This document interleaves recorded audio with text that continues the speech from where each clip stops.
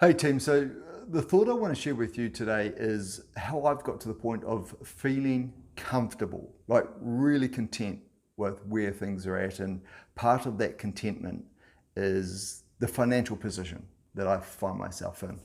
I'm not going to get into too many details about that. And I know people, they think it validates their argument by talking about how comfortable they are.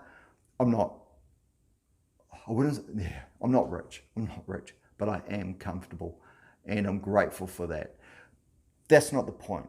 This is the point, how I got to that level of comfort. So I'm going to share with you some insights. So reflecting back, now that, well, I'm close to turning 52, I feel really grateful that I'm in the position that I'm in. So in terms of reflecting back, on the things that enabled me to get here, what can I share with you? So let me just randomly share a whole bunch of things with you, adopt whatever you want to adopt and go with that. And the whole point is, I think by sharing this, if you're say 20 or 30, firstly, I'd be astounded because what's the YouTube algorithm doing for you to see this video? There'll be cooler things for you to watch. But if you're 20 or 30, how do you get to the position I feel like I'm in now? But how do you get there even faster? Because that would be the one thing. If I went back in time, back to being 20, and I knew then what I know now, I know that I'd follow the same path, but I'd do it in a cleverer way. So I'm feeling the way I'm feeling now, but at 40. Or at 37. I was going to say 35, but that's almost too soon. You've got to be patient with some of these strategies. They are long-term strategies. But if the strategy is, a 30-year strategy, the sooner you start it, the better the result. And it is. It's not overnight stuff. But the thing is, you feel the effects of it. So think of it as like changing your body composition. Right, so you're going from the point where your body fat is, let's say 30%, and you want to get to 10%, and you do get to 10%. The thing is, you don't feel how good it feels once you get to 10%. Once you get to 29, 27, 26%, and you start to see a change, you start to experience it then. So I don't just feel content and happy about everything now. It's not just like it's all clicked and it's like brilliant. I felt a warming over time. I say a warming, imagine you're in a cold bath, okay? Things are really miserable and things suck. And I was there. I had a job. I'm going back a while ago. So we're going back 30 years. 30 years? No, not quite that far. Between 23 years. 23 years ago, I was on $25,000. I had a mortgage that was, just trying to remember. I know it was over 100,000, so it was over 4 times that.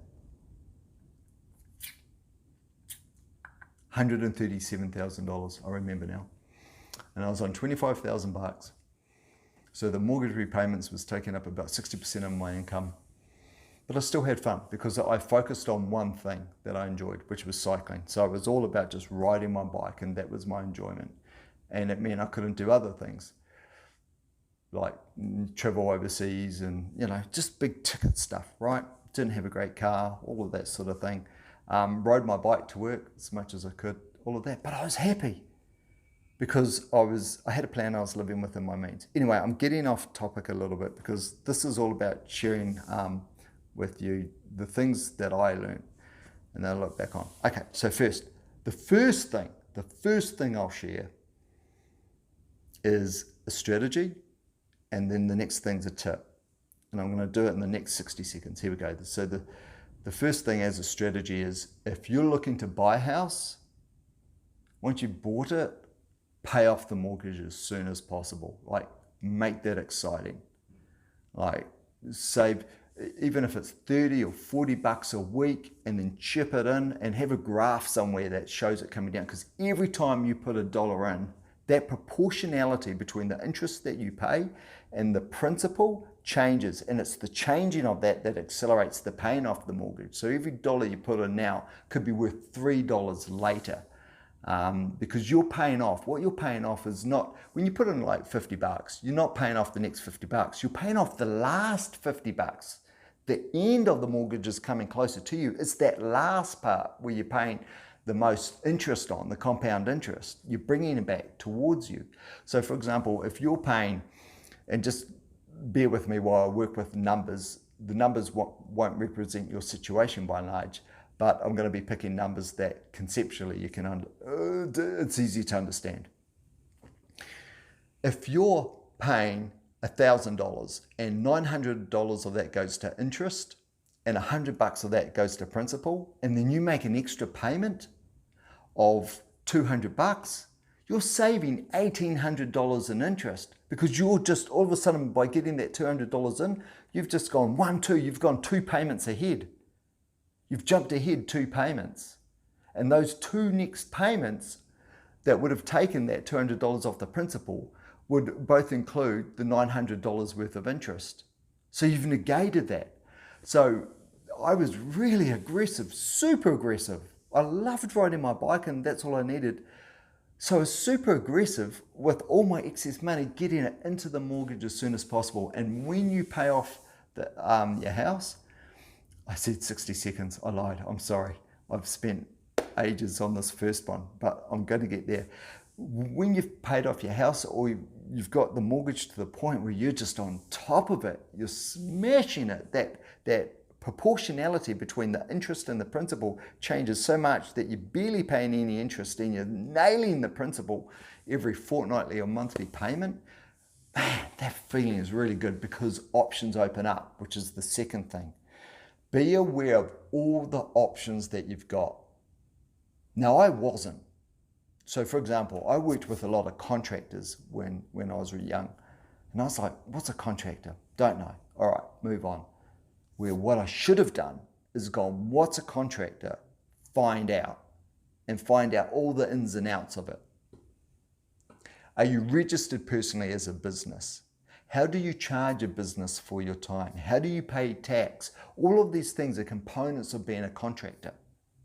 So those jobs that I was on when I was working with contractors, and I was on about $40,000 a year, and they were on $100 an hour, which equated to around about $160,000 to $200,000 a year, depending on the number of hours they were doing.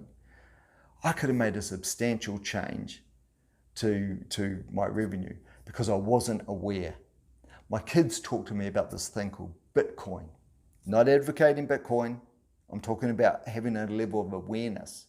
And I asked my kids to explain, well, what's this Bitcoin? This is years and years and years ago. And they talked about how you can buy these Bitcoins, and when you're gaming, what you can do is sell the Bitcoins to buy extra levels of function for the game. Now, that was obviously a very small interpretation of what Bitcoin was. I didn't research it past that point. I was like, oh, that sounds interesting, not for me. And this is when Bitcoin was like 10 cents or whatever each, which, yeah, I know. But that's the same point as the contractor. Lack of awareness, not studying things, not checking them out, irrespective of whether you do it or not. So for example, if I checked out about all the ins and outs of being a contractor, I still may have decided to keep to my full-time job because I needed that security for the next 2 years. I didn't want to roll the dice and gamble. You can do that more and more later when you've got on top of your mortgage, or at least that's what I found out. I had heaps more options. Once the mortgage is paid off, you can start to do things, and you go, what do you do with that excess money? And you can do whatever you like. I went down the investment path, which is where I started to become aware of things that I should have been aware of years ago. So, strategy, pay off your mortgage. If you're buying a house, pay off a mortgage. If you're not buying a house, that's fine. That's cool. Invest your money some other way. You want some type of investment though. I think that's universal. I'm not giving financial advice, and all legalese apply to this in terms of, I don't know the situation you're in.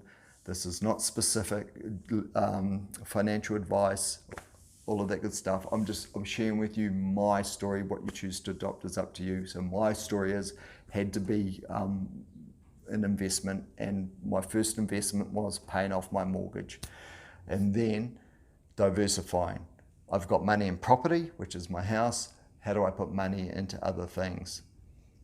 The other thing is being aware. When you hear about things, you stumble across things. My big failing was I would look into these things too late. Look into them when you first hear about them. Not saying that great or not, but what it means you can make an informed decision earlier. So that second part, after the paying off the mortgage and stuff like that, that second part, and it doesn't come second sequentially, it's the second part of the advice I'm giving, is when you come across stuff, you hear about stuff that you don't know about, become aware of it, like properly understand it, properly know. And if I'd coupled that with the paying of the mortgage earlier on, if I had those two things working in tandem, then what I'm experiencing now, I would have been able to experience when I was maybe 40 or something, 10 years, 11, 12 years earlier. So those are the two things. Those are the two things on the reflection of my life and where I'm at now. But I'm grateful that, I've learned these lessons, and when I hear about something for the first time, I have a look at it. ChatGPT, hits the global radar. What is this thing? What's it all about? How might it serve me? New companies designing new things or about to release to the share market. And in fact, by the time it's doing its initial offering to the share market, I'm not going to say it's too late, but your level of awareness wants to be way ahead of the game in terms of understanding, what it's doing there. If the share market's your thing, if it's not, then let your level of awareness be, what do portfolios look like? Can I just invest in something that covers a whole lot of shares? Whatever it is, just build that awareness. Pay off the mortgage, and not after, and at the same time, awareness. When you stumble across something, know enough about it that you can make an informed decision. That's it. Those are the two big things. That's the two big things. And I feel really grateful to have been privileged enough to experience both those things. So that's it. That's it. A little bit different today, the videos, because my videos, if you're new to my channel here, about how we can improve ourselves, adopt a continuous improvement mindset to make life easier and to perform better and to simplify things. Yeah, definitely the less is more is the path I'm going down.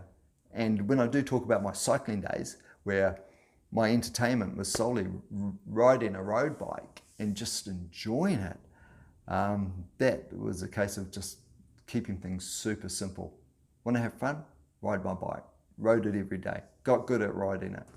And that's what it was all about. And then just, eating food and just chilling out in my house, which didn't have a couch.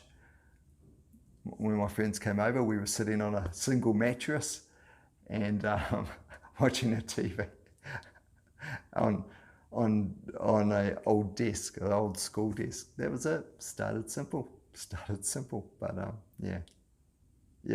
I could share a lot of stuff with you that is super boring. Anyway, thank you for making it to the end. I love your patience. Hopefully there's something in there for you. As I say, I make these videos mainly for me, because I know that by doing this, it reinforces the good behaviors that I've had that's let me sort of land in a pretty good place.